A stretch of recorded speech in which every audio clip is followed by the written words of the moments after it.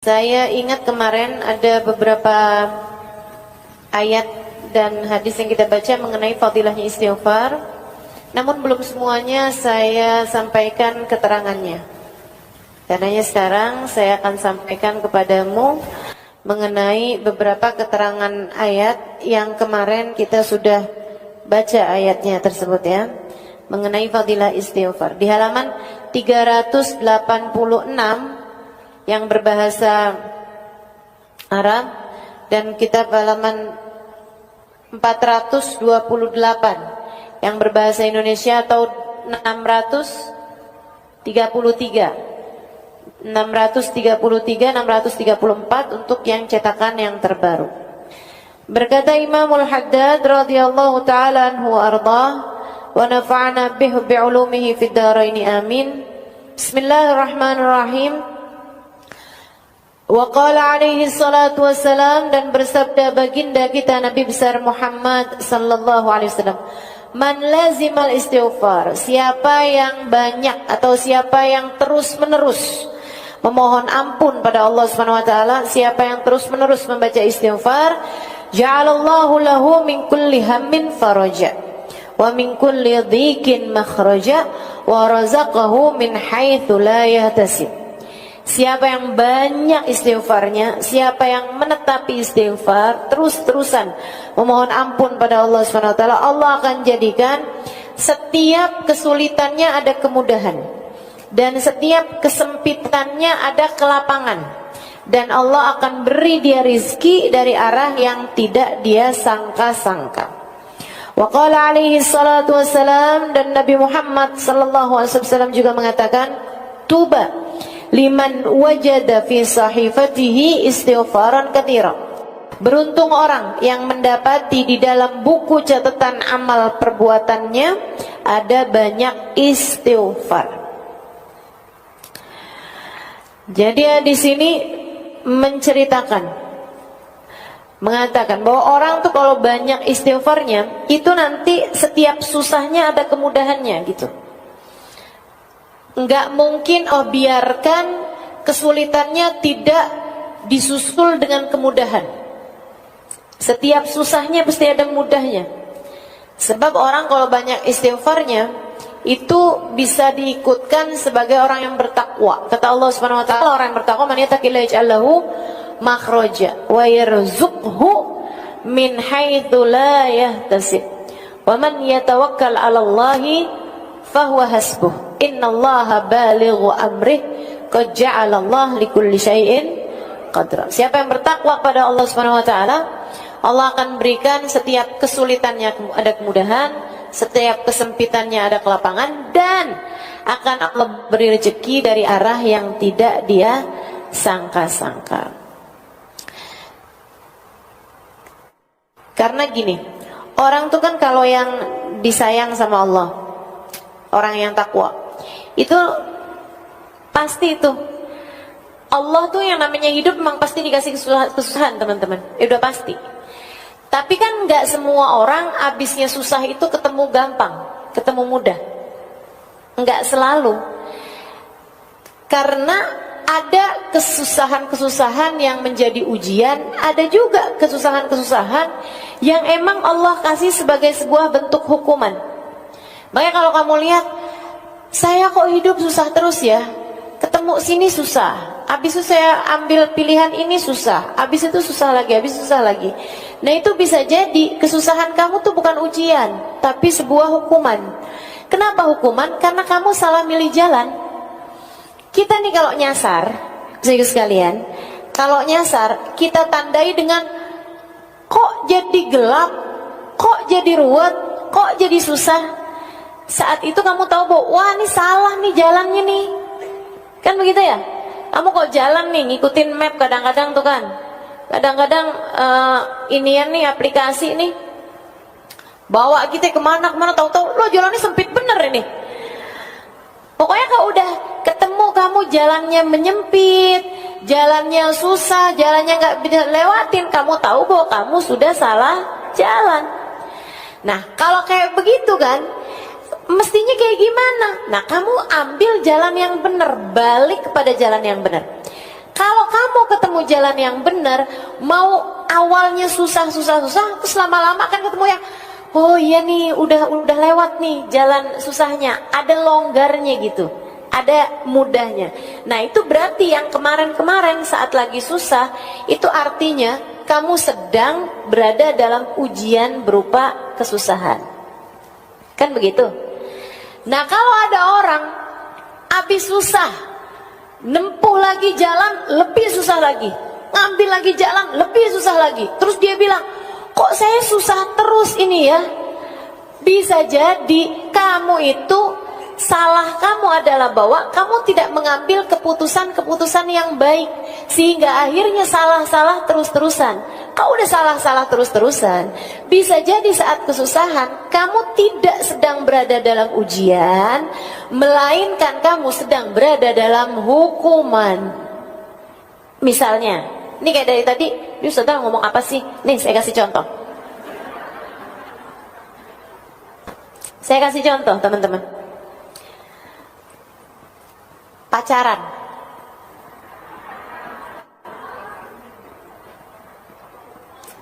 Salah apa benar? Salah. Tapi dia ikutin. Akhirnya, na'udzubillah, hamil. Susah apa gampang? Tambah susah apa tambah gampang? Tambah susah. Kemudian punya anak. Akhirnya waktu lagi hamil itu karena waduh hamil nih, gimana nih? Ya udah deh, kawin. Kawinnya kan nggak punya pilihan. Kawinlah sama orang yang menghamili itu, kan begitu. Punya anak. Habisnya nikah, kemudian melahirkan. Tambah susah apa jadi gampang? Tambah susah.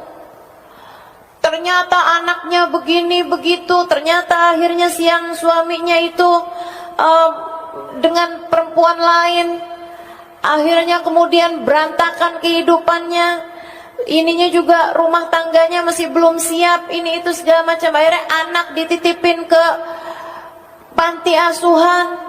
Wah pokoknya udah jadi ruwet semuanya, tambah kesana, tambah ruwet, tambah belangkrak nggak jelas teman-teman.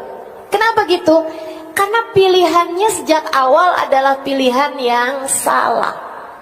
Kalau udah kamu memutuskan, kalau kamu udah tahu jalannya itu nyasar, ya buruan putar balik. Putar balik itulah namanya taubat. Di saat putar balik nih, kamu nih nyari-nyari jalan yang baik, sambilan kamu yang nyesel, ya ampun, kayak gitu ya Allah, mudah-mudahan keburu nih masih nih. Itu namanya istighfar. Ibarat hidup tuh kayak lagi melakukan perjalanan kehidupan tuh kayak gitu.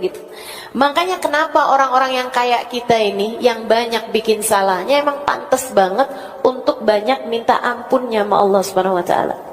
Kayak gitu.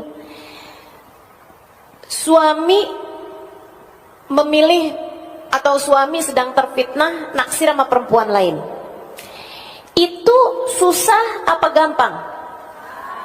Widih langsung mau curhat, langsung mau curhat. Suami lagi senang atau lagi terfitnah hatinya sehingga suka sama perempuan lain yang tentu saja tidak halal bagi dia. Kan begitu? Kamu susah hatinya karena hal tersebut. Kamu cemburu, kamu marah, kamu begini, kamu begitu. Ini nih kan ujian nih. Itu kayak lagi kalian berdua ini lagi pada mulai nyasar jalannya nih. Si suami nyasar jalannya, kamu juga lagi dibawa menuju ke jalan yang salah. Teman-teman sekalian, nah ini kamu bisa memutuskan untuk yang, oh kamu mau nyasar aja, ya udah kamu aja. Saya mah enggak. Ada perempuan-perempuan berkelas yang kayak begitu. Tapi enggak banyak, enggak sedikit juga yang mikirnya kayak gini. Oh, jadi begitu caranya. Oke. Emang kamu aja yang bisa selingkuh? Saya juga. Saya juga masih cukup laku kok. Mendadak langsung, jilbabnya nggak tahu kemana, nyangkut kayaknya nih si jilbabnya. Habis itu kemudian mulai pakai pakaiannya yang terbuka-terbuka. Nah ini kan namanya kan salah, nyasar, ikutan nyasar juga. Akhirnya kemudian beneran ada yang senang sama dia, ketemu sama laki-laki yang dia merasa bahwa ini adalah cara saya untuk balas dendam. Balas dendam sama siapa? Teman-teman saudaraku sekalian, suamimu sedang terfitnah, suamimu sedang nyasar jalannya. Masa kamu ngiri sama orang yang jalannya nyasar? Emang dia aja yang bisa nyasar jalannya, saya juga? Masa gitu? Terus habis gitu, kamu pun juga ikut menempuh jalan yang salah juga. Kemudian tambah banyak salahnya, suamimu terjebak dalam perzinaan, kamunya juga iya. Kemudian kehidupan kayak begitu, di saat ketemu nih, ketemunya cuma sama setan-setannya nih. Suami sama istri kalau udah kayak begitu tuh, itu setannya luar biasa banget. Kenal kan nama setannya, namanya siapa?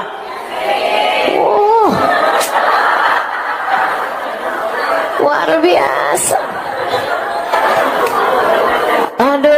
Aduh. Berantakan hidup teman-teman saudaraku sekalian. Berantakan. Jangan kayak begitu. Jangan, ya. Tinggalkan, pilih keputusan baik dalam kehidupan. Ini udah tahun 2026 ini. Udah berganti waktu, udah terus aja jalan. Waktu-waktu ini begitu cepatnya berlalu, teman-teman saya sekalian. Kita nggak menuju kecuali semakin dekat mengkubur kita sendiri. Kalau kita mau biarkan diri kita memutuskan salah lagi, siapa yang menurut kamu akan memperbaiki kehidupan kamu? Kalau keputusan yang kamu ambil itu benar, nih. Kalau keputusan yang kamu ambil itu benar, lagi susah-susah sekarang, nantinya itu akan ada kemudahan. Tapi kalau udah keputusan yang kamu ambil salah, saudaraku sekalian, kedepannya bakalan lebih ruwet lagi, lebih susah lagi, terus aja begitu, kamu bakalan susah terus hidupnya. Saya kesian sama kamu. Jangan mau hidup kamu susah. Kamu berhak bahagia, kamu berhak senang, dan enggak ada yang bisa nyenengin kamu, enggak ada yang bisa bikin diri kamu bahagia selain Allah. Maka enggak ada yang bisa bikin hidup kita bahagia selain Allah Subhanahu wa taala. Baru kayak begitu salah jawabnya. Nggak ada yang bisa bikin hidup kita bahagia selain Allah Subhanahu wa taala. Karena jangan ngandelin siapapun. Kamu hanya perlu dekat sama Allah. Nah sekarang gimana caranya mau dekat sama Allah nih? Kita udah terlanjur dosa kita udah banyak. Iya, istighfar, mohon ampun sama Allah, pendekatan lagi sama Allah, bersih lagi sama Allah. Kan gitu ya? Deketin lagi Allahnya. Kita seolah-olah berkata, ya Allah, hamba-hamba yang pendosa nih, kayak kita ini, seringkali kayak mau deket sama Allah tuh kayak malu gitu, kayak malu. Tapi kalau enggak deket sama Allah, ya kita tambah kotor. Kita kayak seseorang yang datang ke danau yang sangat jernih banget, tapi kita habis jatuh ke lubang, kita habis jatuh ke lumpur, saudara sekalian. Terus kita bilang sama danau itu, ya ampun, betapa inginnya saya mandi dan membersihkan diri saya, tapi saya merasa malu, saya khawatir kotoran-kotoran saya akan dapat mengotorimu. Kamu cakep banget danaunya, indah banget, jernih banget. Saya sebenarnya kepengen mandi, bersih-bersihin diri, karena saya tahu kamu dapat melakukannya. Air yang bisa bersihin kita kan. Tapi kan kita dari kotornya tuh sampai ngerasa, ya ampun, ya apa nggak ngotorin danaunya nih, cakep kayak begini, saya mandi airnya jadi kotor. Tapi danaunya bilang, Kalau kamu nggak nyebur, kapan ceritanya kamu bisa bersih? Kemarilah, mandilah, bersihkan dirimu. Sesudah itu kamu pun akan menjadi bersih. Dan kamu nggak usah perlu malu, sebab keindahanku, kejernihanku tak akan dapat kamu mengotorinya. Allah kayak begitu. Allah kayak gitu. Malu datang ke Allah bawa dosa lagi, datang ke Allah bawa dosa lagi. Saya suka merasa kayak gitu, ya Allah, kapan nih ceritanya? Kapan ceritanya ada waktu di mana saya bisa datang kepada Allah tanpa mengadukan dosa-dosa saya gitu? Kapan ada ceritanya saya datang kepada Allah tanpa ada dosa yang saya khawatirkan, karena saya udah bersih dari dosa. Tapi ternyata saya dulunya tuh mikir kayaknya ntar kalau udah tuaan bisa bisa untuk mengatakan abu'u laka bi ni'matika alayya wa abu'u bi dzambi faghfirli fa innahu la yaghfiru dzunuba illa anta, hanya sekedar tawadhu, bukan sejatinya. Ya Allah, kau datang kepadaku dengan bergunung-gunung kenikmatan, sementara aku datang padamu dengan bergunung-gunung dosa. Tapi ya Allah, tak akan ada yang dapat mengampuninya selain Engkau, karenanya ampuni saya ya Allah. Sayyidul Istighfar yang diajarkan Nabi Muhammad SAW. Saya dulu berpikir kayaknya saya mungkin kalau udah tua-tuaan saya bisa ngomong itu, tapi saya merasa bahwa itu adalah bentuk ketawaduan. Aslinya udah terhindar dari dosa-dosa. Tapi nyatanya sesudah setua ini, ternyata kata-kata itu masih menjadi fakta. Bahwa sampai dengan sekarang, tahun berganti, bulan berganti, hari berganti, terus berganti, saya masih mengatakan kalimat tersebut bukan sekedar bentuk ketawaduan, tapi kesejatian diri ini. Ya Allah, masih malu aja nih saya ya Allah. Ternyata masih bener aja nih ucapan, Engkau datang dengan bertubi-tubi kenikmatan, sementara aku masih terus-terusan datang dengan bergunung-gunung dosa. Tapi tidak ada yang dapat mengampuninya selain Engkau. Karenanya ampuni saya ya Allah. Karenanya ampuni saya ya Allah. Banyakin minta maaf. Seenggaknya orang kalau sering minta maafnya kan mungkin buat dapat ampunannya. Dan kalau udah dapat ampunan, ini enaknya umat Islam ya. Ini enaknya jadi hambanya Allah. Allah itu teman-teman, Allah itu, kamu punya 100 dosa, datang kepada Allah bertaubat, datang pada Allah minta ampun, Allah lupakan 100 dosamu hanya karena satu kali datangmu padanya. Kalau orang kebalikannya, kita berbuat baik sama orang 100 kali, begitu kita berbuat salah, orang hanya akan ingat kesalahan kita. Kan begitu? Begitu. Sama orang tuh, orang nggak usah orang, kita juga kayak gitu. Kita ngelihat orang nih baik banget, satu hari kita dengerin aibnya dia, satu hari kita tahu kekurangan dia, satu hari kita tahu kesalahan dia, satu hari kita tahu dosa dia. Itu 100 kebaikan dia kayak hilang aja gitu, kehapus sama satu dosa yang dia perbuat tersebut. Bukan begitu? Ibu-ibu kok lihat suaminya kan kayak gitu, kebaikan dia sepanjang tahun kayak hilang hanya karena satu kesalahan yang dia perbuat, kan begitu? Manusia kayak begitu teman-teman saya sekalian. Maka betapa indahnya datang pada Allah Subhanahu wa taala. Betapa indahnya istighfar yang kita lakukan. Betapa pantasnya kita untuk minta ampun sama Allah Subhanahu wa taala. Pantas banget. Orang kayak kita ini nggak ada yang lebih pantas bagi kita selain minta ampun. Salahnya banyak, betul. Dosanya banyak, betul. Aibnya banyak, betul. Hatinya belum benar-benar juga, betul. Pikirannya masih salah-salah juga, betul. Niat kita masih nggak benar-benar juga, betul. Cara jaga hati kita masih segini-gini juga, betul. Akhlak kita masih berantakan juga, betul. Nggak ada yang lebih pantas dari kita ini selain perbanyak istighfar.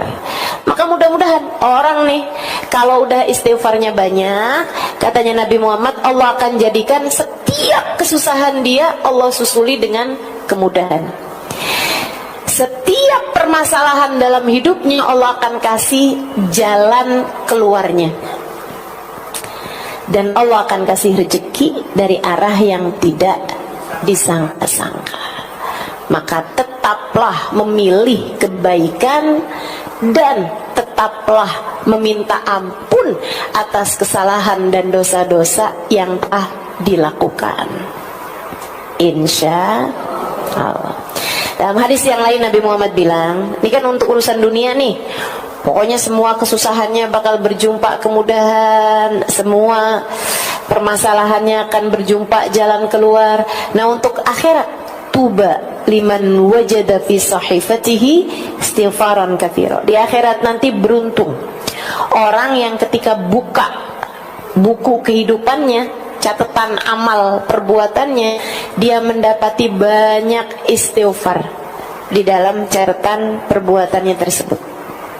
Saudara sekalian, ini bisa punya dua makna. Makna yang pertama, ya emang dia banyak istighfarnya. Dia banyak istighfarnya sehingga catatan istighfarnya banyak. Ada ribuan istighfar, tiap harinya dia baca. Ada permohonan ampun, tiap waktunya dia baca. Ada taubat dalam hatinya, ada penyesalan dalam jiwanya. Terus begitu, teman-teman saya sekalian, terus begitu. Dia ketika buka nih buku catatan amal perbuatannya, memang ada dosa, memang ada ibadah-ibadah yang kurang-kurang, tapi selagi istighfarnya banyak, Allah Subhanahu wa taala akan mengampuni dosa-dosanya dia dan akan menambal kekurangan-kekurangan dia dalam ibadah karena banyaknya istighfar yang telah dia lakukan.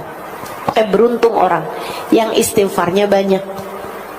Beruntung orang yang di akhirat nanti ketika buka buku rapot istighfarnya banyak. Itu makna yang pertama. Makna yang kedua, teman-teman, kamu pernah dengar nggak hadis gini? Innallaha kullu man fis samawati wa ma fil ard yastaghfir li muallimin nasil khair.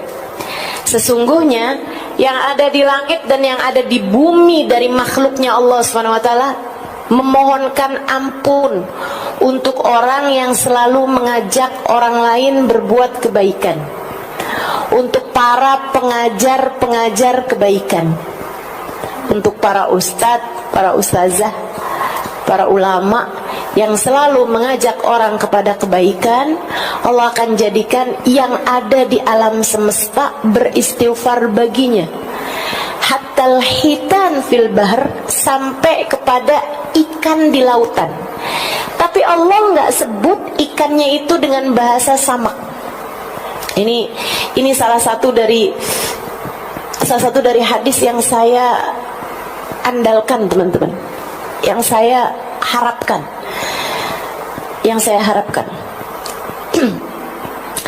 Sesungguhnya Allah akan menjadikan sesungguhnya Allah menjadikan apa yang ada di langit dan di bumi dari makhluknya Allah beristighfar, memohonkan ampun untuk orang-orang yang selalu mengajak kepada kebaikan.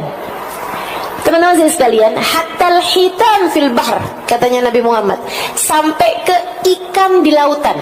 Tapi Allah ketika menyebutkan hitan, ikan, ya, ikannya itu nggak pakai bahasa samak, tapi pakai bahasa hitan. Apa bedanya samak sama hitan, padahal artinya dua-duanya sama-sama ikan? Saudara sekalian, bedanya adalah bahwa samak adalah ikan yang punya lidah. Ikan yang punya lidah. Ikan-ikan banyak kan kayak bandeng, gurame, ikan emas, mujair, ikan dori, ikan tuna, ya, ikan sapu.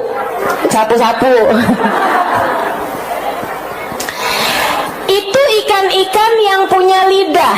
Pernah ketemu nggak lidahnya ikan? Pernah. Pernah nggak kamu lihat lidahnya teri? Pernah lihat nggak lidahnya teri? Nggak pernah kan? Itu teri bahasanya nggak samak tapi hitan.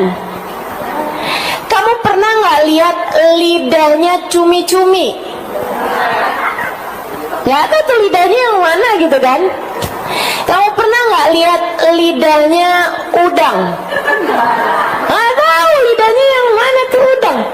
Nah itu ikan-ikan yang kamu nggak bisa lihat lidahnya, itu namanya hitan. Nabi Muhammad nyebutin ampe ikan yang nggak punya lidah di lautan beristighfar buat orang yang mengajar kebaikan. Makanya tuh kalau keterima doakan keterima. Saya bakalan jadi orang yang dapetin dalam catatan amal ibadah saya istighfar yang banyak. Kaget saya. Ini kayaknya bukan buku saya deh. Ini kayaknya bukan rapot saya nih malaikat om. Ini kayaknya bukan punya saya deh nih. Kenapa gitu Alimah? Istighfarnya banyak banget, ada jutaan istighfar. Mana keburu saya? Saya kayak nggak keburu istighfar segini banyaknya nih. Tapi kok tiap hari istighfar banyak banget, apalagi kalau hari Kamis.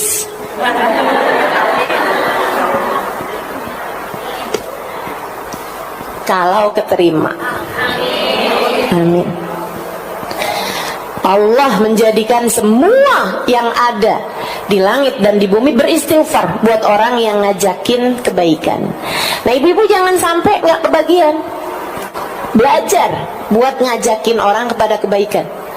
Ustazah, saya nggak punya mic. Nggak harus pakai mic dong. Anak kamu ajakin kebaikan, suami kamu ajakin kebaikan, kakak adik kamu ajakin kebaikan, tetangga-tetangga, teman-teman orang di sekeliling ajakin kepada kebaikan.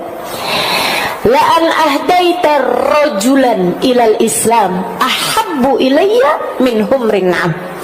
Kamu menjadi sebab hidayahnya seseorang. Satu aja. Lebih aku sukai, kata Nabi Muhammad, daripada kamu menghadiahi aku rampasan perang berupa kuda-kuda perang berwarna kemerahan. Saudara sekalian, paling mahal tuh kuda perang berwarna kemerahan. Emang ada Ustazah kuda warnanya merah? Enggak, hitam. Warnanya hitam, tapi kuda-kuda perang yang mahal itu hitamnya hitam pekat, sampai kalau lagi kena cahaya matahari kelihatan tembaga warnanya, kayak marun-marun gitu warna kudanya. Itu namanya humrin na'am, teman-teman sekalian. Kuda perang berwarna merah. Harganya miliaran kalau di uang sekarang, uang kita di Indonesia ini ya, harganya tuh miliaran. Lebih mahal daripada Mercy. Mahal tuh. Lebih mahal daripada Al-Fatihah. Lebih mahal. Kuda-kuda perang yang warnanya merah. Nabi Muhammad SAW mengatakan, la an ahdaita rajulan ilal Islam ahabbu ilayya min humrin na'am. Kata Nabi, daripada kamu ngasih hadiah kuda perang berwarna merah, artinya daripada kamu melakukan sesuatu kayak bersedekah, ibarat katanya menghadiahkan sedekahnya itu buat Nabi Muhammad seharga miliaran rupiah gitu ya, misalnya gitu, kamu lebih nyenengin aku, kata Nabi Muhammad, jadi sebab hidayahnya seseorang. Jadi sebab hidayah seseorang tuh nggak harus memasukkan orang ke dalam agama Islam, enggak. Saudara kamu asalnya nggak sholat jadi sholat, kakak kamu asalnya durhaka sama suami jadi istri solehah dengan ajakan kamu. Orang di sekeliling kamu yang asalnya buka-buka aurat kemudian menjadi menutup auratnya, kamu jadi sebab hidayahnya seseorang, itu yang akan menjadi Nabi Muhammad ridho, seneng, cinta sama kamu. Begitu teman-teman. Dan itu kalau kamu memang meniatkan bahwa semua yang kamu lakukan ngajakin orang pada kebaikan, itu bisa termasuk di antara kelompok orang, dan kamu melaksanakan niat tersebut ya, melaksanakan niat tersebut bisa masuk dalam kelompok orang yang Allah akan menjadikan yang di langit dan di bumi beristighfar untukmu. Seukuran dengan mengajarnya, sama seukuran dengan keikhlasan dia dalam mengajar, teman-teman sekalian, seukuran dengan keikhlasan dia di dalam memberikan pelajaran-pelajaran kebaikan. Mudah-mudahan Allah jadikan kita sungguh-sungguh mendapati dalam catatan amal ibadah kita ada banyak istighfar. Amin. Wa hasbuka fi fadlil istighfar wa manafi'ihi wa fawaidihi qauluhu ta'ala wa ma kana Allahu mu'adzibahum wa hum yastaghfirun.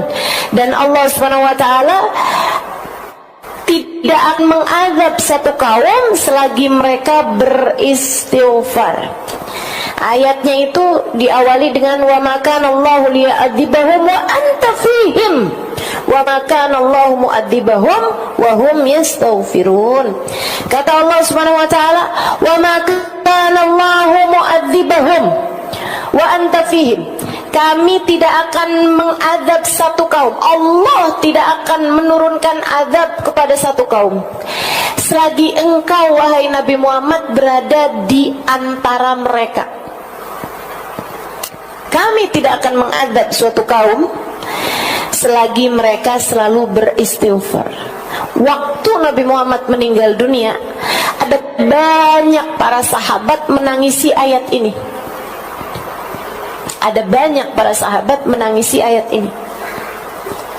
Mereka bilang, ya Allah, kita sekarang sudah kehilangan satu sebab terangkatnya azab, yaitu baginda Nabi Muhammad SAW.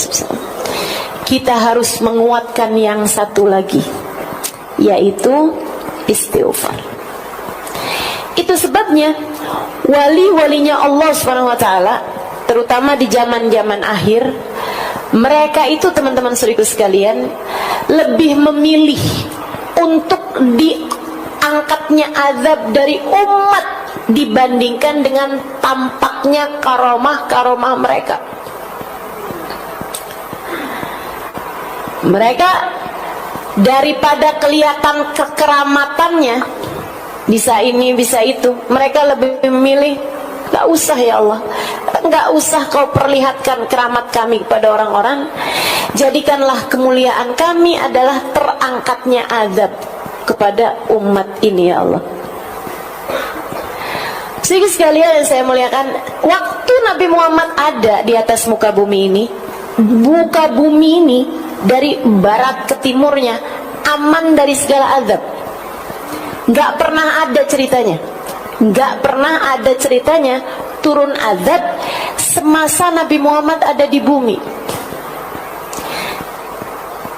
Kata guru saya Sayyidil Habib Umar bin Hafid, li ajlil ain qurratil Madinah, li ajlil ain qurratil Madinah, hanya agar menenangkan hati seseorang, Allah mengangkat azab dari seluruh kota. Hanya agar tenang hati, tenang sepasang mata, hanya agar damai sepasang mata, Allah Subhanahu wa taala mengangkat adab dari seluruh penjuru bumi. Hanya agar hati Nabi Muhammad tenang, Allah Subhanahu wa taala mengangkat adab dari seluruh juru bumi. Semasa hidupnya baginda kita Nabi besar Muhammad sallallahu alaihi wa ala alihi wasallam. Saudara sekalian, Sayyidah Aisyah meriwayatkan, Nabi Muhammad tuh kalau udah mendung nih, ya. Nabi kalau udah mendung kayak gini nih teman-teman, Nabi akan duduk di atas sejadahnya. Beliau beristighfar. Beliau berdoa sampai hujan air turun atau sampai mendungnya hilang. Ketika ditanya, kenapa ya Rasulullah? Nabi Muhammad menjawab, aku khawatir Allah murka kemudian menurunkan hujan api di atas kita. Aku khawatir Allah murka kemudian menurunkan hujan api di atas kita. Baginda kita Nabi besar Muhammad, wa maka Allahu mu'adzibahum wa anta fihim. Allah bilang, kami tidak akan menurunkan azab kepada siapapun wahai Nabi Muhammad selagi kamu ada di atas muka bumi. Keberadaan Nabi jagain bumi teman-teman. Sampai wafatnya Nabi Muhammad sallallahu alaihi wasallam, zamannya Sayyidina Umar bin Sayyidina Abu Bakar As-Siddiq, bumi damai, tenang, nggak pernah berapa-apa. Sampai di masa kekhalifahan Sayyidina Umar bin Al-Khattab alaihi ridwanullah, satu waktu terjadi gempa.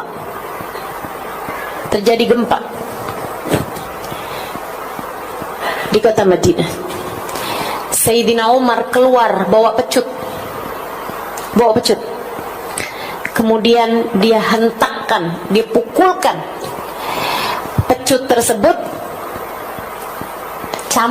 dibawa cambuk, dipukulkan cambuk itu ke atas bumi.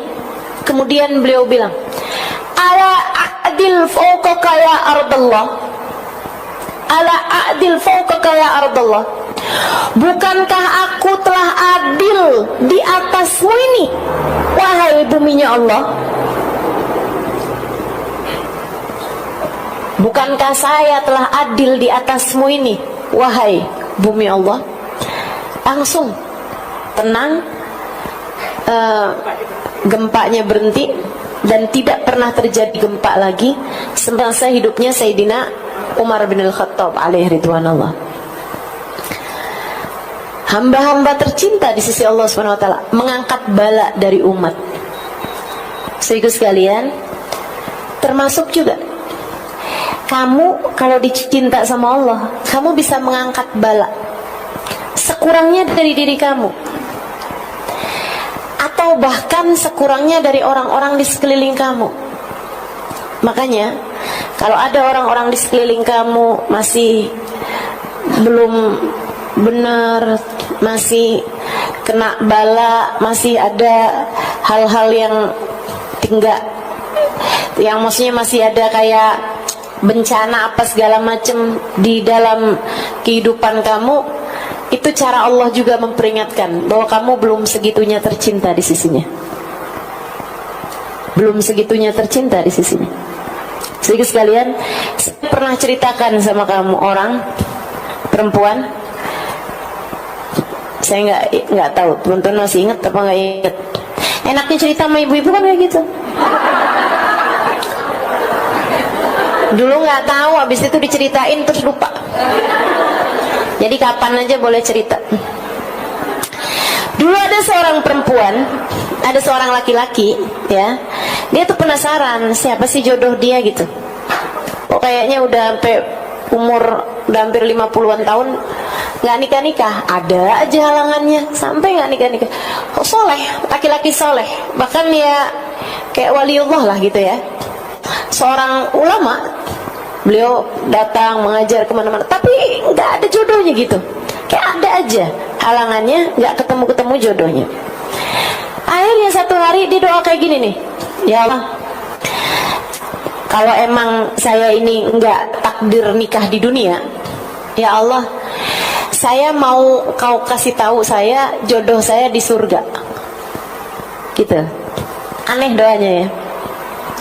Para jomblo nggak usah doa kayak gitu. Nggak usah. Kayak segitu putus asa kamu gitu. Jangan.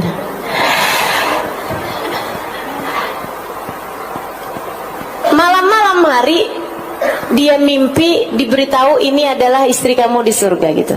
Namanya Fulana bintu Fulan al-Fulani di daerah Fulani gitu. Dikasih tahu sampai tempatnya segala. Dia pun ada ngajar, ada dakwah gitu ke daerah tersebut. Ya. Saat dia pergi ke kota itu, misalnya gitu kasih tahu jodoh kamu nih dari Bogor misal gitu ya. Pas dia lagi di Bogor itu, habis selesai majelis dia nanya, ada yang kenal nggak sama Fulanah bintu Fulan al-Fulan? Nggak ada yang kenal. Besoknya dia pergi ke Jonggol misal, maksudnya tuh Bogor tapi yang dalamnya gitu, dalamnya lagi, kampungnya lagi gitu. Nah di sana dia nanya lagi gitu. Habis selesai dia nanya, ada nggak yang kenal sama Fulanah bintu Fulan al-Fulan? Habis selesai majelis ya, ada tuh pemuda. Dia bilang, saya kenal tapi apa ya Syekh nanyain tentang dia. Kenapa emangnya? Itu Syekh seorang perempuan penggembala kambing, tinggal di lereng gunung, lereng bukit, nggak punya tetangga, nggak punya apa-apa. Perempuan aneh yang kayaknya sebatang kara juga gitu. Kayak kita semua nggak ada yang tahu juga kehidupan dia kayak gimana, sebatang kara aja gitu di rumahnya dia gitu.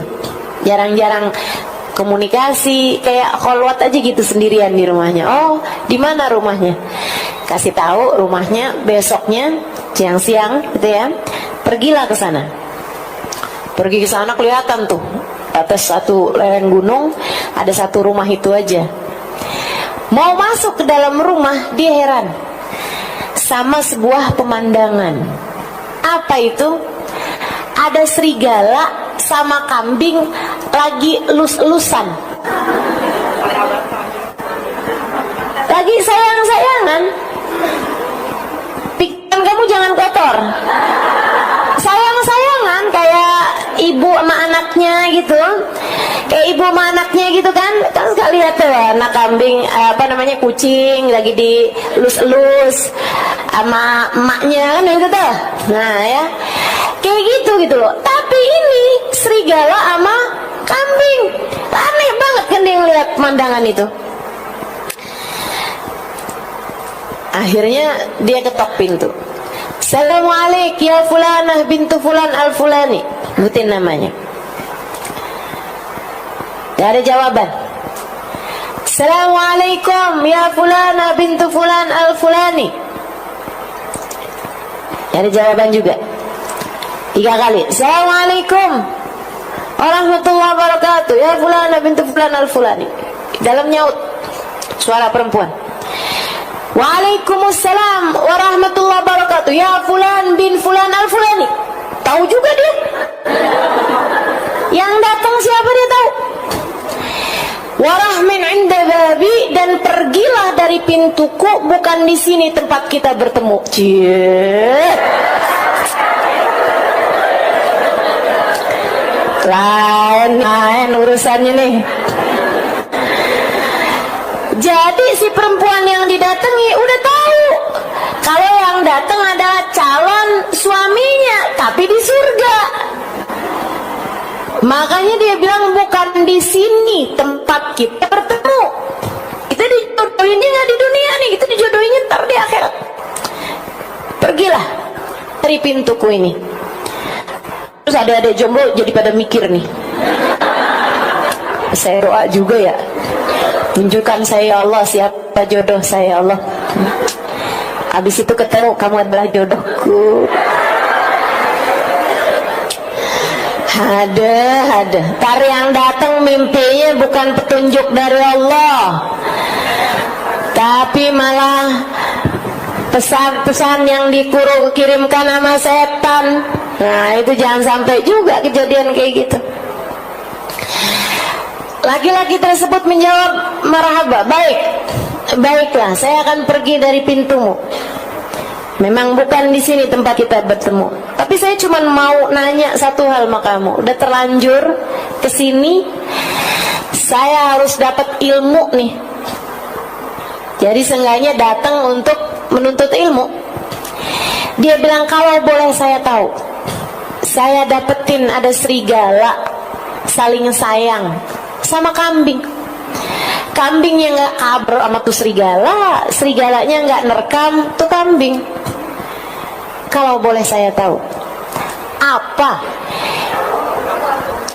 yang membuat rahmat Allah segitu besarnya turun padamu sampai kambingnya dijaga sama Allah nggak kena agnya serigala? Pengen gitu? Mestinya tuh untuk kambing ketemu sama serigala nih kan terekam, teman-teman. Dan itu kan bala, segede-gede bala buat kambing, ya kan? Tapi nih kok kamu sampai segala kambingnya kamu aja loh dijaga sama Allah. Kambing kamu nih sampai dijaga sama Allah segitunya gitu. Apa sebabnya? Perempuan tersebut menjawab, innahu mahad rahmah min indillah. Saya rasa itu memang rahmatnya Allah aja gitu. Cerita ini pernah diceritakan Sayyidil Habib Umar bin Hafid. Teman-teman sekalian, salah satu dari ilmu-ilmu yang berulang kali saya mendengarkannya dari Sayyidil Habib Umar bin Hafid dalam pelajaran-pelajaran beliau. Akhirnya dia bilang, ya udah kalau gitu saya pamitan. Ya memang kalau udah rahmatnya Allah, Allah mau ngasih yu'ti man yasha kan gitu. Allah ngasih aja, nggak pakai pandang bulu gitu kan. Kalau Allah mau ngasih aja gitu. Jadi dia bilang, saya nggak ngerti sebabnya apa, tapi itu pembelian dari Allah SWT. Oh ya udah kalau gitu saya pamitan. Tapi baru beberapa langkah dia bilang, tunggu, barangkali. Kenapa Allah memberikan ini pada saya adalah karena la'allahu khaslah Husailah saghirah kanat ma'i. Mungkin ini disebabkan karena saya punya satu sifat kecil, sifat baik kecil ada dalam diri saya. Dia bilang, apa itu? Saya kalau sedang berada dalam panas tidak berharap dingin. Saya kalau berada dalam dingin tidak berharap panas. Saya kalau sedang berada dalam keadaan lapang tidak berharap sempit, dan sempit tidak berharap lapang.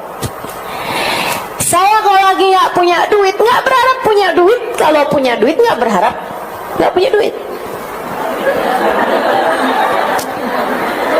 Kalau yang kedua gampang, tapi yang pertama itu yang repot. Saya kalau sedang sehat nggak berharap sakit, ya iya. Tapi saya kalau sedang sakit pun saya tidak berharap sehat. Saya tahu apapun yang Allah Subhanahu wa Ta'ala tetapkan adalah yang terbaik, sehingga saya menerimanya dengan penuh sukacita. Saya rasa itulah sebabnya kenapa Allah Subhanahu wa Ta'ala menurunkan rahmatnya pada saya. Laki-laki tersebut mengatakan, innahu laysat khusailah, innaha khaslah kabirah. Itu sih bukan sifat kecil, itu adalah sifat besar yang tidak dimiliki kecuali oleh para hamba-hamba terkasih, tercinta di sisi Allah. Kamu bagaimana? Ya Allah, terima tuh, gampang. Maksudnya orang yang hidupnya pandai menerima keputusan-keputusannya Allah Subhanahu wa Ta'ala, ridho sama keputusan Allah, Allah pun mudah untuk ridho kepada hamba tersebut. Nih teman-teman sekalian, sebab diangkatnya azab. Jadi ada orang-orang di atas muka bumi ini yang menjadi sebab diangkatnya azab. Perempuan ini nih jadi sebab diangkatnya azab kepada binatangnya, bahkan kambingnya aja sampai Allah angkat azabnya di itu, yang seharusnya pantas-pantasnya didapat ketika berjumpa sama serigala. Begitu kan? Jadi sekalian, waktu Sayyidina Umar bin Abdul Aziz hidup dan memerintah khilafah Islamiyah, enggak ada kambing diterkam serigala sekekuasaan beliau. Coba tuh liatin. Emang kalau pemimpin baik tuh pengaruhnya buat umat tuh besar sekali. Maka kita doakan mudah-mudahan Allah kasih pemimpin baik buat kita. Dan kalau ada pemimpin jahat, mudah-mudahan biarkan mereka berhadapan dengan Allah Subhanahu wa taala. Biarkan Allah Subhanahu wa taala yang menyingkirkannya dari kita tanpa repot-repot usaha kita untuk menyingkirkannya. Amin. Amin ya rabbal alamin. Saudaraku sekalian yang saya muliakan, ini nih Sayyidina Umar bin Abdul Aziz. Makanya satu waktu ada serigala mendapati kambingnya diterkam, ada penggembala mendapati kambingnya diterkam sama serigala. Dia lagi di tengah-tengah gembalaannya, dia dapetin ada yang teriak kenceng banget, dia samperin ke sana, ternyata salah satu kambingnya diterkam sama serigala. Beliau langsung pegang kepalanya seraya mengatakan, "Mat Amirul Mukminin ya Anas, mata Amirul Mukminin Umar bin Abdul Aziz, ayo kita semuanya pergi ke kota. Amirul Mukminin Umar bin Abdul Aziz meninggal dunia." Dan benar. Sebab semasa hidupnya Amirul Mukminin Umar bin Abdul Aziz jadi penyebab Allah angkat bala dari semua negerinya. Rakyatnya semua dijaga Allah Subhanahu wa taala karena keadilan, kesolehan, rahmat yang Allah Subhanahu wa taala berikan kepada Sayyidina Umar bin Abdul Aziz. Subhanallah. Jadi hari di mana kambing itu dimakan oleh serigala, hari itulah menjadi petanda bagi penggembala kambing bahwasanya Umar bin Abdul Aziz meninggal dunia. Sedikit sekalian, kita nggak mau lagi mengoreksi penguasa-penguasa kita. Katanya Nabi Muhammad, sebagaimana rakyatnya seperti itulah pemimpinnya. Emang kitanya juga kayaknya belum benar-benar amat juga ya kan? Nah, korupsi di mana-mana, taan di mana-mana, kezaliman di mana-mana. Ya wajar aja lah kalau masih punya pemimpin kayak begitu. Meskipun kita akan terus berusaha untuk berdoa, tapi sekurangnya biar keberadaanmu mengangkat bala dari orang di rumahmu sekurangnya. Suami kamu biar dijauhkan dari bala karenamu. Jangan malah kamu jadi sebab balanya dia. Sejak kawin sama kamu saya sial mulu, astagfirullah. Astagfirullah. Semoga kamu jadi sebab terangkatnya bala dari kedua orang tuamu. Semoga kamu jadi sebab terangkatnya bala dari anak-anakmu. Semoga kamu jadi sebab terangkatnya bala dari semua yang ada di dalam rumahmu. Amin ya rabbal alamin. Nah itu sebab Nabi Muhammad, keberadaan beliau di satu tempat menjadi sebab terangkatnya bala, bahkan dari seluruh penjuru bumi. Gak ada yang diadab tuh waktu Nabi Muhammad ada di atas muka bumi. Begitu Nabi Muhammad meninggal dunia, para sahabat banyak yang nangisi ayat ini nih. Ya ampun, sebab terangkatnya bala dari kita udah yang satu, yaitu keberadaan Nabi Muhammad diangkat di atas muka bumi. Kita hanya tinggal bisa mengangkat bala dari sebab yang satu lagi. Apa itu? Istighfar. Wa ma kana Allahu mu'adzibahum wa hum yastaghfirun. Dan Allah tidak akan menurunkan azab kepada satu kaum selagi mereka mustaghfirun, yastaghfirun, selagi mereka selalu beristighfar. Ini Allah nggak bilang hum mustaghfirun. Dan mereka adalah orang-orang yang beristighfar. Karena orang-orang yang beristighfar akan tetap disebut beristighfar selagi mereka memperbanyak istighfar walaupun sedang tidak beristighfar. Atau Allah juga nggak bilang wahum istighfaru, dan mereka telah memperbanyak istighfar. Enggak. Tapi Allah bilang wahum yastaghfirun. Nah, ini fi'il mudhari'. Ini agak repot ya saya neranginnya.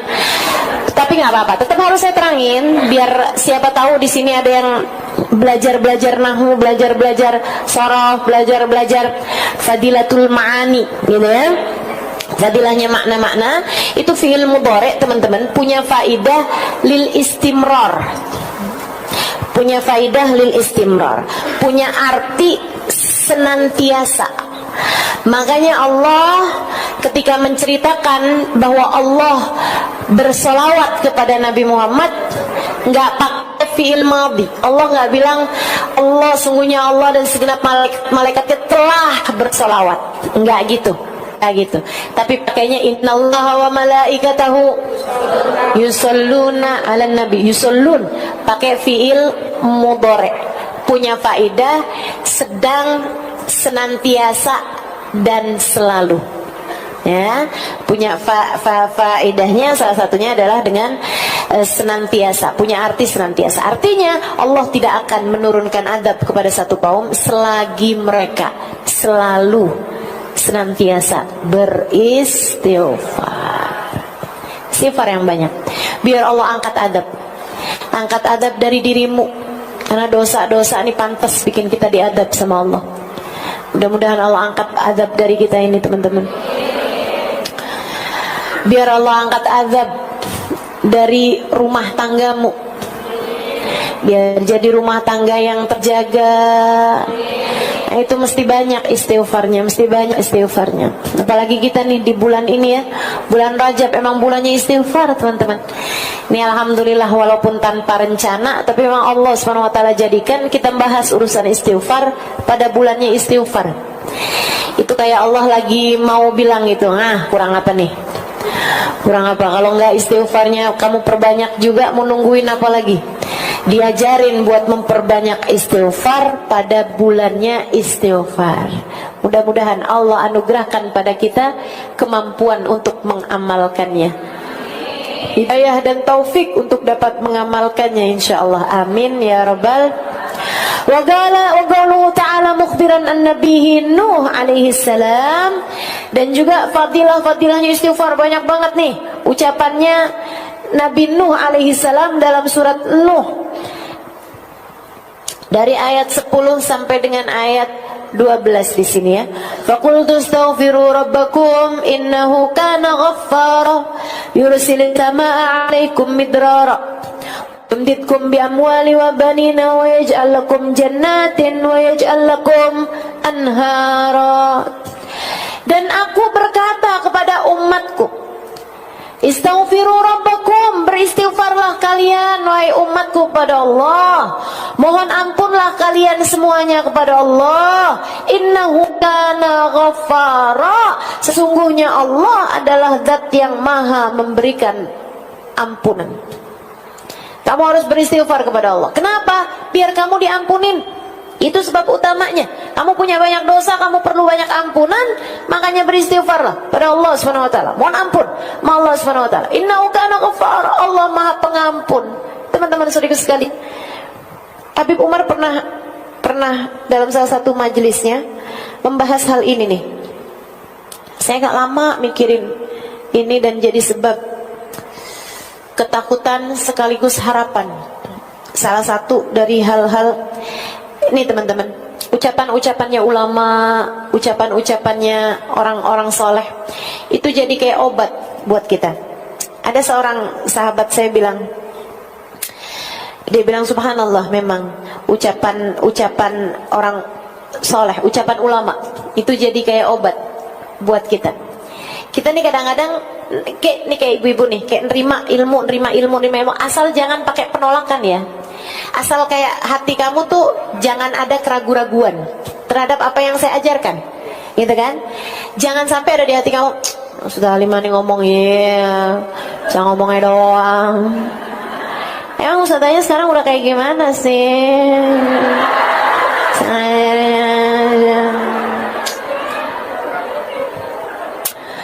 Sebenarnya ya ilmu saya sama ilmunya Ustazah Halimah tuh 11-12.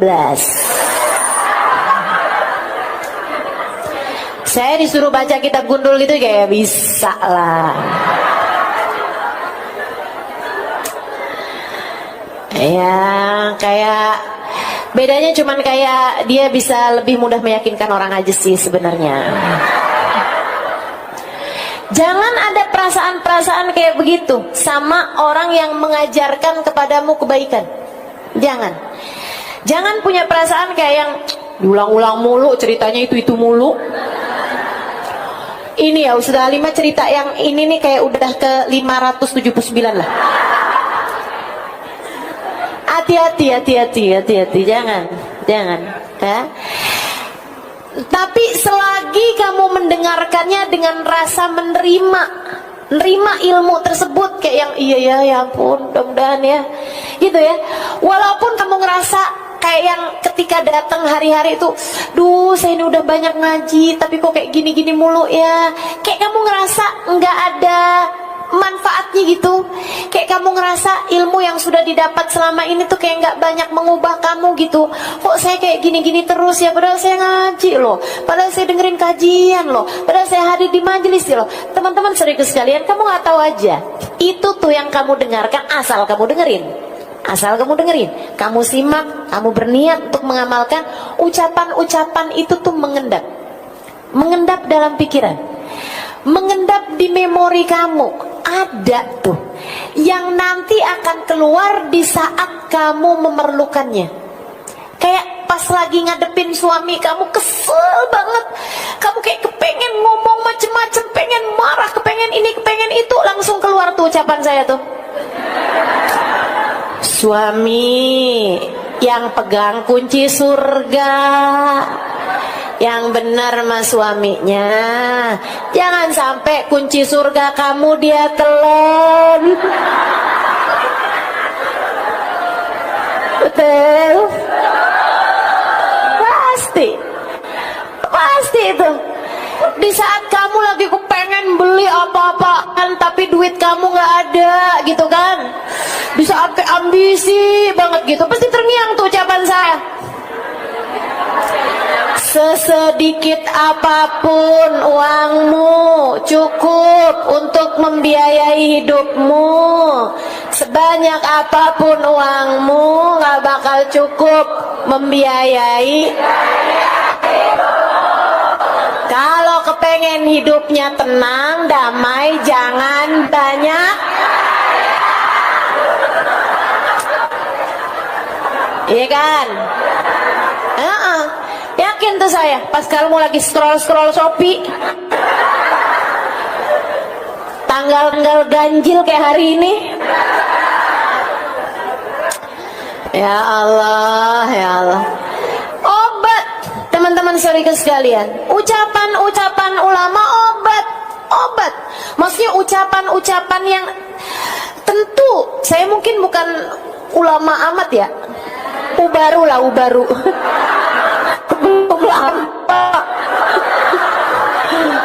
Belum lama masuk baru. Tapi itu kan saya mengucapkannya berdasarkan ilmu, jadinya jadi obat, begitu kan ya. Kalau pas kamu lagi kesel sama anak nih, kayak kamu masukin lagi ke perut gitu.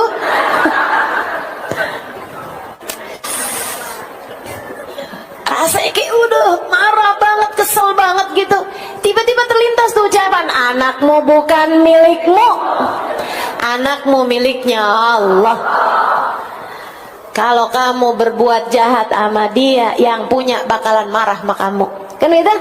Nah, tapi ingat-ingat ucapan-ucapan, saudaraku sekalian yang saya muliakan, jadi obat buat kita sekalian nih, jadi obat buat kita sekalian. Saudaraku sekalian saya muliakan, termasuk saya gitu juga tuh. Ucapan guru-guru saya, ucapan para ulama-ulama, jadi obat buat kita sekaliannya gitu. Buat saya, buat ngingetin. Salah satu dari ucapan Sayyidil Habib Umar bin Hafid yang sering kali jadi obat buat saya nih. Ini saya kasih tahu. Katanya Habib Umar dalam salah satu kajian beliau, Innallaha la yubali. Habib Umar bilang, kamu jangan pikir Allah tuh cuma punya sifat 99 itu aja. Asmaul Husna tuh sifat-sifatnya Allah. Apalagi kalau kamu nyangka bahwa sifat-sifatnya Allah ya hanya sifat wajib, sifat mustahil, sifat jaiz, itu enggak gitu. Kata Habib Umar bin Hafid, sifat-sifatnya Allah banyak. Salah satu dari sifatnya Allah Subhanahu wa taala, ada Allah punya sifat la yubali. Allah tidak peduli. Allah tidak peduli.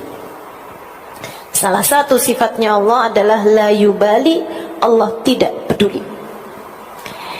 Allah tidak peduli ini teman-teman saya sekalian.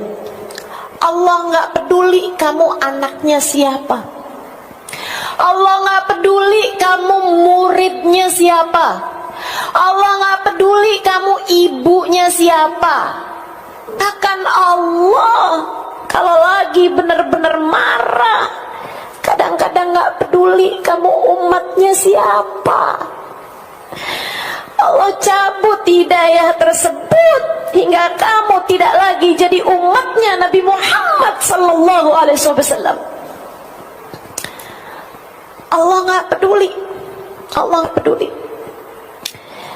Allah nggak peduli. Sebagaimana Allah juga nggak peduli kalau lagi mau ngasih juga Allah nggak peduli.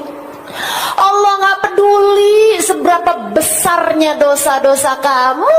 Kalau Allah udah ridho, Allah udah senang, Allah ampunin aja semuanya dan Allah tidak peduli.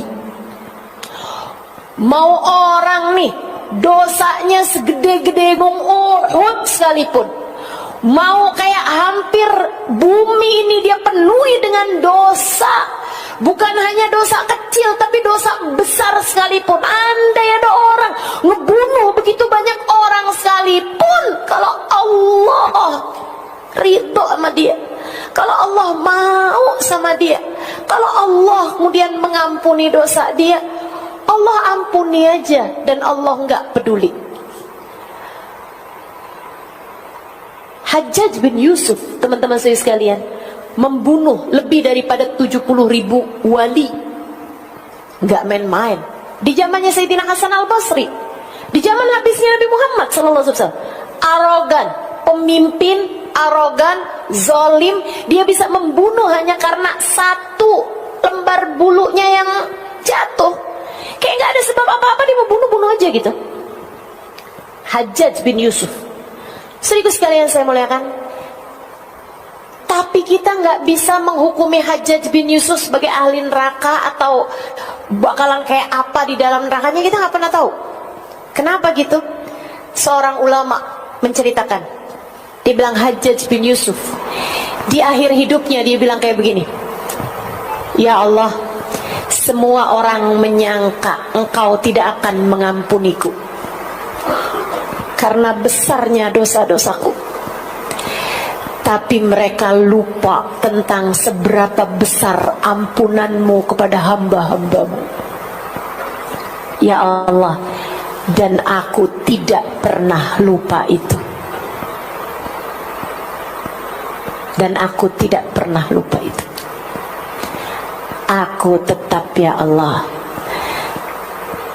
aku tetap punya keyakinan bahwa seperti apapun besarnya dosa-dosaku, Engkau begitu mudah memaafkanku, maka ampunilah aku ya Allah. Dan itu jadi ucapan terakhirnya Hajjaj bin Yusuf sebelum meninggalnya. Kita nggak tahu apa akhirnya keputusan Allah SWT buat Hajjaj bin Yusuf. Tapi teman-teman saudaraku sekalian, ini ngajarin kepada kita bahwa andai pun Hajjaj bin Yusuf dosanya sampai udah kayak begitu, kalau Allah Subhanahu wa taala mau mengampuni, yang lain bisa apa? Yang lain bisa apa? Andai dosa kita udah kayak dosanya Hajjaj bin Yusuf sekalipun gitu, dan alhamdulillah kita kan nggak pernah bunuh orang seenggaknya. Paling nyamuk yang kita bunuh, ya kan? Ya nggak bunuh orang kita. Kita ngerjain dosa kayak apa gedenya gitu kan? Teman-teman sekalian, asalkan kamu sungguh-sungguh minta kepada Allah SWT ampunan, mungkin banget dosa kamu itu diampuni sama Allah SWT, mungkin banget. Maka jangan pernah putus asa dengan seberapapun besarnya dosamu. Dek, kak, nak, bu, nek, semua aja. Siapapun kamu yang mendengarkan ucapan saya, jangan pernah putus asa dari besarnya dosa-dosamu. Allah kalau mau ngasih kamu ampunan, Allah tidak peduli. Allah kalau mau ngampunin, Allah nggak peduli. Tapi juga jangan main-main sama Allah, karena sekecil apapun dosamu, sesedikit apapun dosamu, kalau Allah mau perhitungkan, Allah tidak peduli. Kalau Allah mau perhitungan sama satu dosa saja, cukup untuk membuatmu tergelincir kaki saat melewati jembatan Siratul Mustaqim suatu hari nanti. Dan Allah tidak peduli. Allah tidak peduli. Allah nggak peduli. Ya Allah, ya Allah. Allah nggak peduli seberapa banyak kita ngaji. Allah nggak peduli seberapa banyak ibadah yang sudah kita kerjakan. Kalau Allah murka aja. Tapi Allah juga nggak peduli seberapa besar dosa-dosa kita. Kalau Allah mau kesian sama kita, Allah mau rahmati kita, Allah mau sayangi kita, Allah juga nggak peduli. Mudah-mudahan ucapan Sayyidil Habib Umar ini sebagaimana bisa jadi obat buat saya kalau lagi datang ujub. Ya Allah, Allah nggak peduli loh. Seberapa besar kamu udah ngajar, seberapa banyak kamu udah pergi kemana-mana, kalau Allah nggak peduli, Allah nggak peduli aja. Jadi obat mudah-mudahan penyakit kita. Jadi obat juga kalau kita lagi kayak putus asa, orang kayak saya gitu, ngarepin begini, ngarepin begitu. Orang kayak kita dosanya banyak, tapi kita ngarepin ntar di akhirat ketemu sama Nabi Muhammad, kira ada nggak pantas gitu. Tapi kan Allah nggak peduli. Tapi Allah nggak peduli. Mudah-mudahan Allah tidak peduli kepada dosa-dosa kita, aib-aib kita, buruknya akhlak kita. Semoga Allah tetap berkenan untuk memberi kepada kita. Amin ya rabbal alamin. Astaghfiru rabbakum innahu kana ghaffara. Beristighfarlah kalian kepada Allah Tuhan kalian, sesungguhnya Allah SWT Maha mengampuni dosa. Yursilis sama alaikum midrara. Allah bisa banget nurunin hujan dengan sangat deras di saat musim kemarau tiba. Kalau kalian lagi musim kemarau, kemudian lama nggak turun-turun hujan, ya Allah gimana nih Allah, gimana nih Allah? Astaghfirullah, minta ampun sama Allah SWT biar Allah turunkan hujan. Nah kayak kita juga, kita berharap bukan hujan air, hujan air udah banyak ya. Kita minta sama Allah SWT hujan berkah, hujan rahmat, hujan ampunan, hujan hidayah, hujan hadiah-hadiah dari Allah Subhanahu wa taala. Semoga diturunkan kepada kita insyaallah sepanjang tahun ini insyaallah, penuh dengan fujatil khair, penuh dengan hadiah-hadiah yang menyenangkan, penuh dengan kejutan-kejutan indah dari Allah Subhanahu wa taala buat kita sekalian insyaallah. Amin ya rabbal alamin. Yumditkum bi amwal. Allah karuniakan anak-anak, Allah karuniakan harta kepada kalian, Allah karuniakan anak-anak kepada kalian yang saleh-salehah.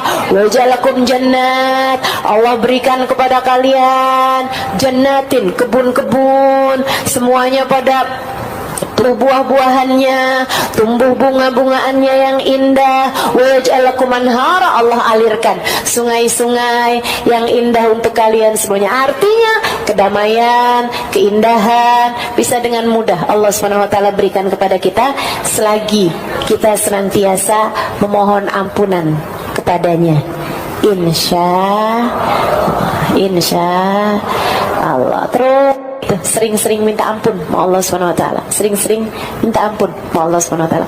Habis salat kita bilang astagfirullah, astagfirullah, astagfirullah. Dikit-dikit astagfirullah, ya Allah ampuni, ya Allah ampuni, ya Allah ampuni. Bangun tidur istighfar, mau tidur istighfar, dalam berbagai macam keadaan. Emang paling bagus banget tuh 3 hal itu. Katanya ini juga nih ucapan yang obat ini ya, Sayyidil Habib Zain bin Smith. Kata Habib Zain, orang zaman sekarang nih selamatnya dengan 3 hal. Orang zaman sekarang selamatnya dengan 3 hal.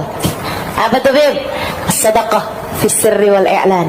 Banyakin sedekah, baik sedekah yang rahasia ataupun sedekah yang terang-terangan ya. Banyakin sedekah. Itu sedekah ngangkatin bala, bisa jadi sebab keselamatan kita. Kemudian yang kedua, kathratul istighfar. Banyakin istighfar. Banyakin istighfar. Kasratus sedekah fi sirri wal i'lan. Kasratus sedekah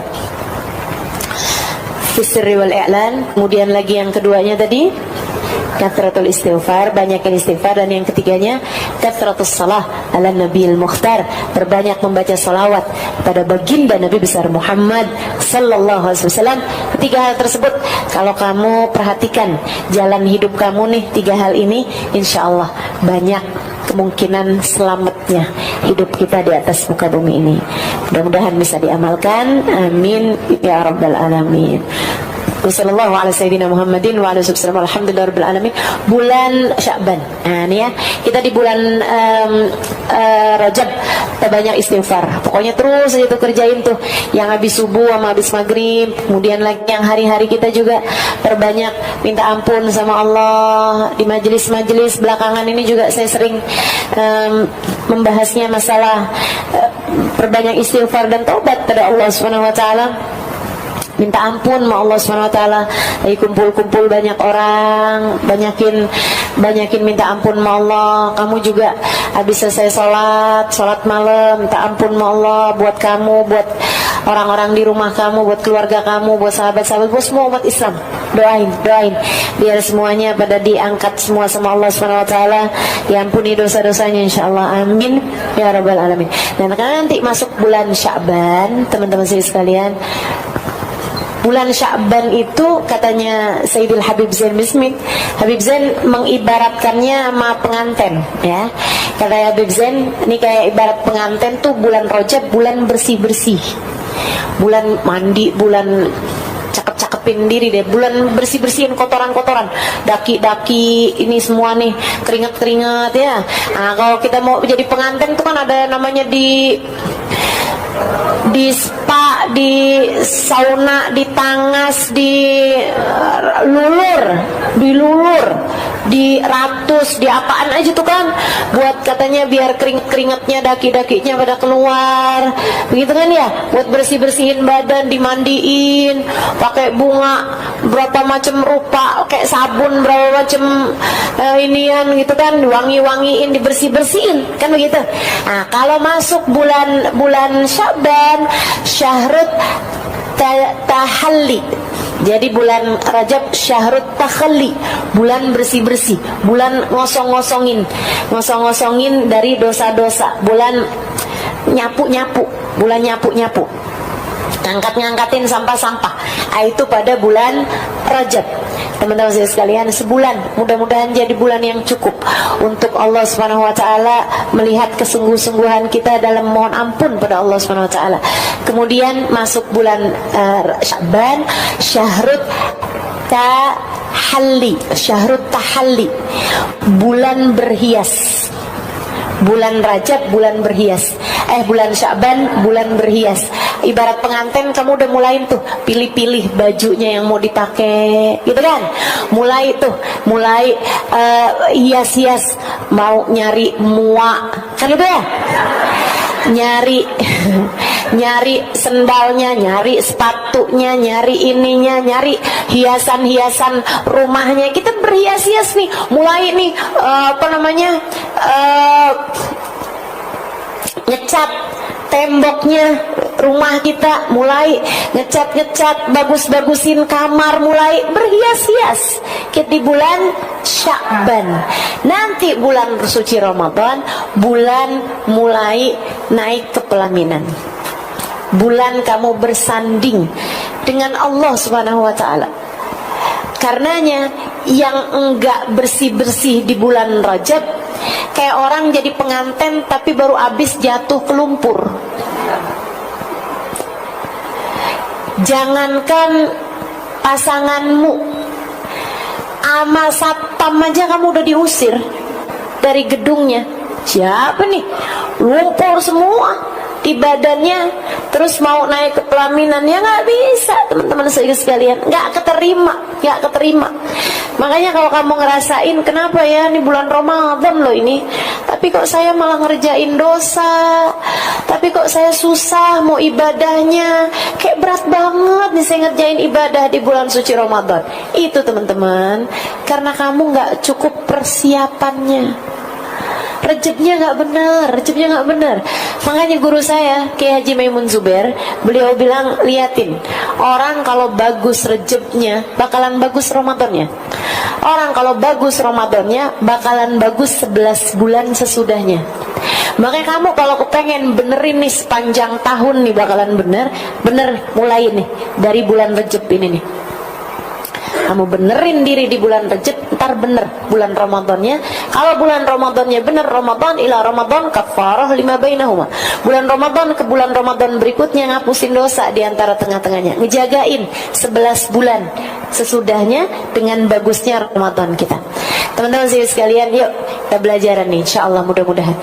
Bulan Rajab istighfar, taubat, minta ampun sama Allah Subhanahu wa taala, bersih-bersih dari segala dosa, ninggalin dosa, minta maaf sama orang-orang yang pernah kita zalimi nih di bulan Rajab. Nanti masuk bulan Sya'ban, bulan kita berhias. Maksudnya gimana Ustazah? Bu, Kak, Dek, Nak, berhias pakai apa? Sebenarnya bukan pakai apa, tapi pakai siapa? Hiasan semesta, bahjatud dunia wazinatuha, keindahan semesta dan hiasan terindah di semesta bernama Sayyiduna Muhammad. Sayyiduna Muhammad. Kamu pengen berhias, menghiasi diri kamu biar cantik, biar patut, biar pantas, biar enak dilihat sama Allah Subhanahu wa taala. Kamu mesti miripin diri kamu sama Nabi Muhammad sallallahu alaihi wasallam. Kamu mesti deketin diri kamu sama Nabi Muhammad sallallahu alaihi wasallam. Bulan Sya'ban, bulan kamu mendekat kepada baginda Nabi besar Muhammad sallallahu alaihi wasallam. Deketin Nabi. Gimana caranya deketin Nabi? Praktekkan Nabi dalam dirimu. Maksudnya gimana Ustazah? Akhlaknya coba pakai dalam akhlakmu. Akhlaknya Nabi memaafkan, belajar buat mudah maafin orang. Akhlaknya Nabi gak marah walaupun ada orang berbuat kayak gimana sama beliau. Belajar buat gak gampang marah, belajar buat gak gampang tersinggung. Pakai akhlak Nabi dalam diri kamu. Pakai sunnah-sunnah Nabi dalam dirimu. Nabi Muhammad salah satu sunnahnya mudah tersenyum. Ini hal kecil kayaknya, tapi nggak kecil. Kalau kamu ketika melakukannya, niat kamu memiripkan diri kamu sama Nabi Muhammad, sehingga senyum kamu nggak pakai tanggal.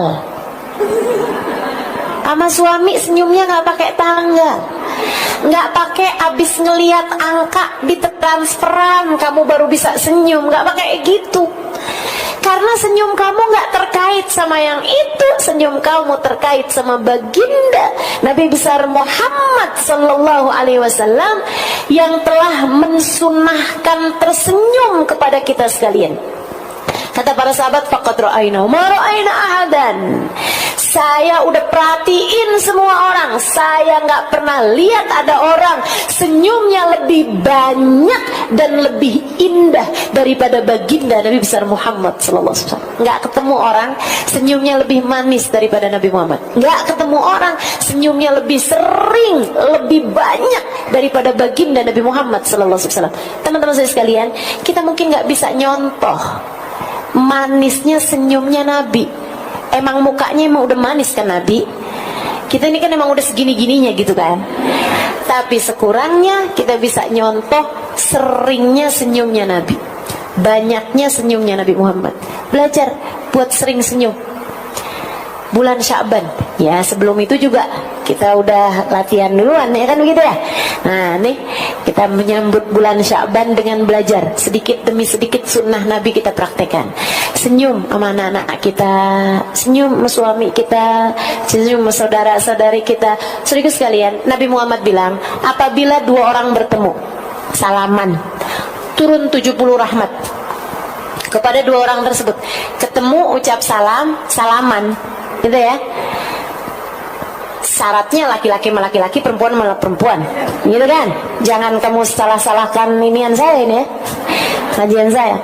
Itu teman-teman saudara sekalian, kata Nabi Muhammad turun 70 rahmat untuk keduanya. Sahabat nanya, baginya gimana tuh Rasul? Separoh-separoh? Kata Nabi enggak, 69 buat yang paling banyak senyum di antara keduanya. Jadi kamu, kalau udah salaman sama orang, kamu udah senyum, dia nggak balas senyum, jangan sedih, kamu malah bersyukur. Alhamdulillah 69 rahmat, saya borong semuanya. Saya borong semuanya. Senyum. Ibtisamak ala wajhi akikal mu'min sedekah. Senyummu di wajah seorang mukmin bernilai sedekah, kata baginda kita Nabi besar Muhammad sallallahu alaihi wasallam. Dan lebih daripada itu semuanya teman-teman saya sekalian, berhias dengan Nabi Muhammad adalah dengan memperbanyak berselawat kepada baginda kita Nabi besar Muhammad.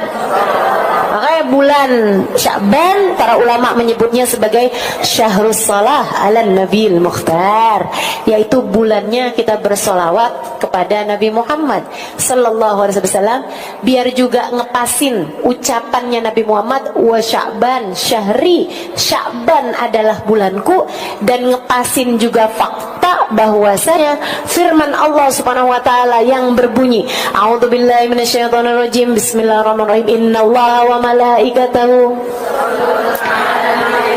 ya ayyuhalladzina amanu wasallimu taslima. Firman tersebut turun pada bulan Sya'ban.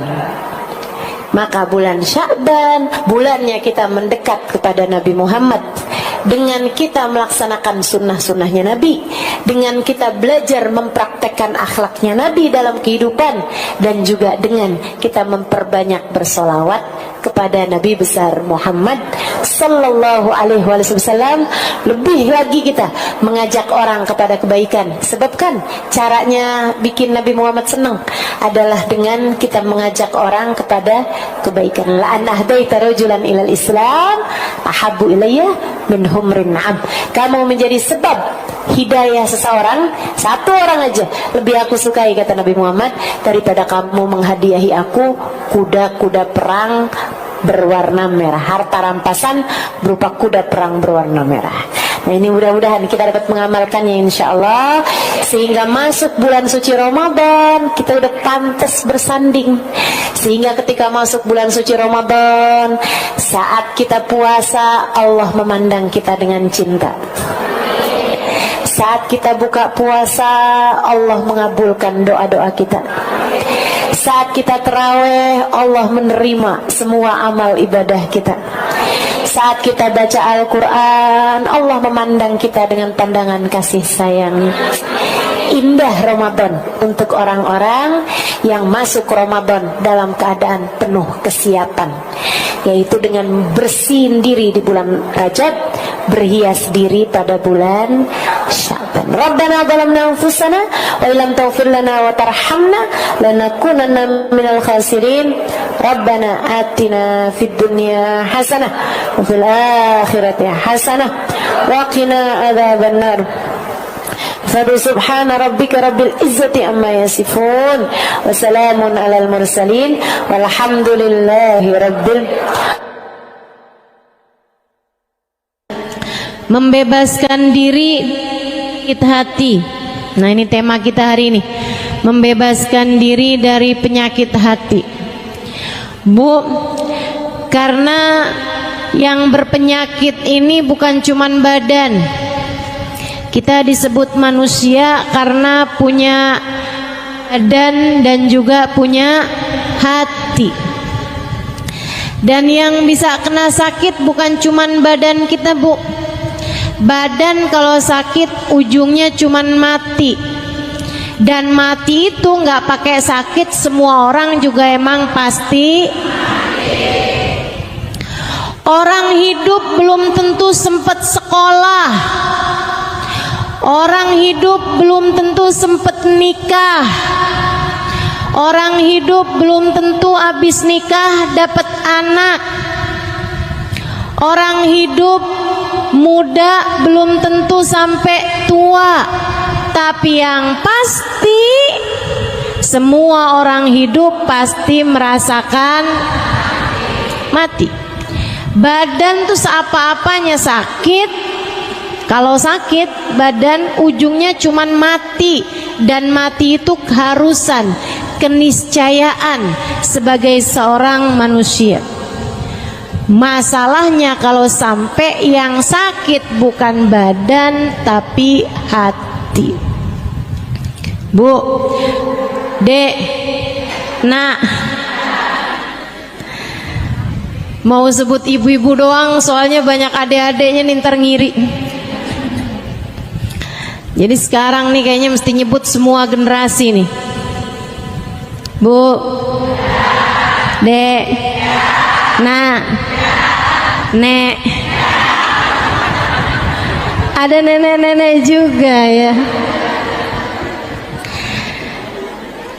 Hati kalau sakit bahayanya besar. Kenapa gitu? Bisa nggak selamat?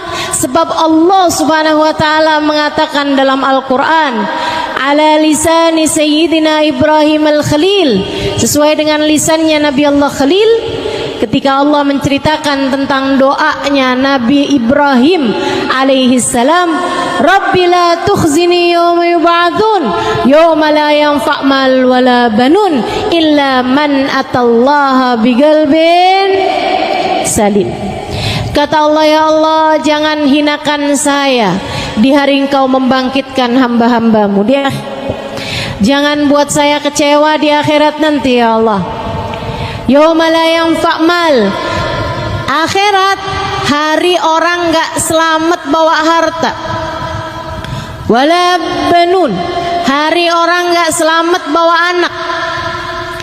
Jadi yang punya anak banyak jangan bangga dulu. Wah, saya mah tenang dah, punya anak 30.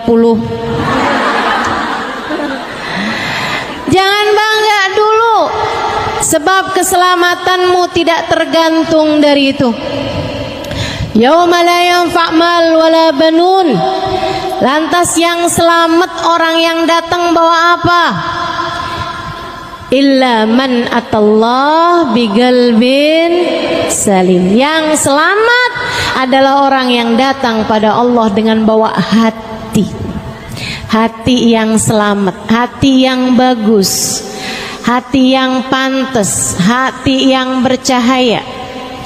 Pemilik-pemilik hati yang bercahaya inilah yang kelak di hari akhirat akan hidup dalam keadaan nikmat.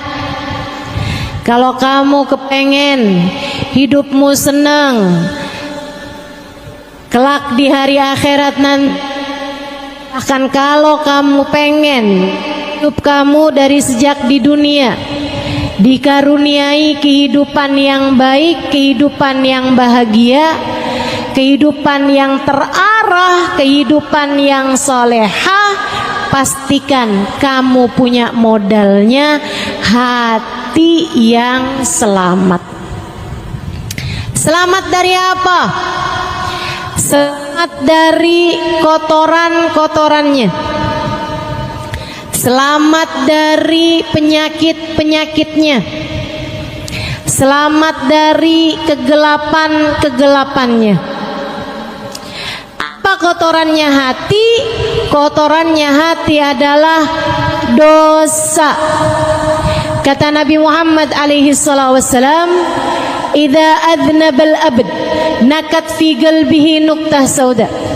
Fa in istaghfar wa taba musih wa illa."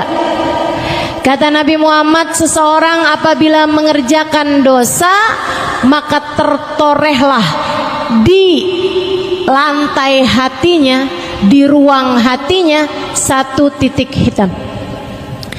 Kalau dia bertaubat, dia beristighfar, dia mohon ampun kembali kepada Allah, dihapus titik hitamnya. Kalau enggak, titik hitam terus ada. Bikin dosa lagi, titik hitam lagi. Bikin dosa lagi, titik hitam lagi, sampai hatinya penuh dengan kotoran-kotorannya, hingga hatinya menjadi gelap, tak lagi bercahaya. Nanti kalau hati udah banyak kotoran-kotorannya, hatinya jadi berpenyakit. Penyakitnya hati apa aja? Banyak. Imamul Haddad dalam kitabnya menyebutkan penyakit-penyakit hati paling berbahaya. Kata beliau, salah satu dari penyakit hati paling berbahaya namanya kibir, kesombongan. Kesombongan ini merupakan penyakit hati yang sangat berbahaya. Lawannya sombong adalah tawadhu. Sombong merasa diri lebih baik daripada orang lain. Saya sih duduk di belakang, tapi nih ya, kalau orang tahu siapa saya, pasti saya bakal didudukin di depan.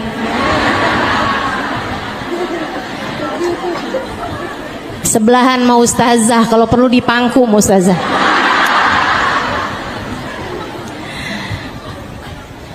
Nah ini nih, merasa diri lebih baik gitu. Ada orang yang duduk di depan tapi merasa dirinya tidak lebih baik daripada yang duduk di belakang. Nah itu mestinya emang kayak gitu. Yang berbahaya, udahlah dia duduknya di belakang, maju-maju, pengen duduknya paling depan, pakai dorong-dorong orang. Ada yang begitu? Mana orangnya? Ada yang ngacung di belakang. Insyaallah. Hati-hati sama sifat namanya kesombongan. Kesombongan merasa diri lebih baik daripada orang lain. Ngelihat orang yang lebih tua, ya ampun tuh orang pasti dosanya udah banyak. Saya dong mudaan, dosa saya nggak segitu banyaknya dibandingkan dengan dia. Ngelihat yang masih muda, ya ampun dia mah sholatnya belum banyak, ibadahnya belum banyak. Saya dong udah berapa kali lewatin Ramadan.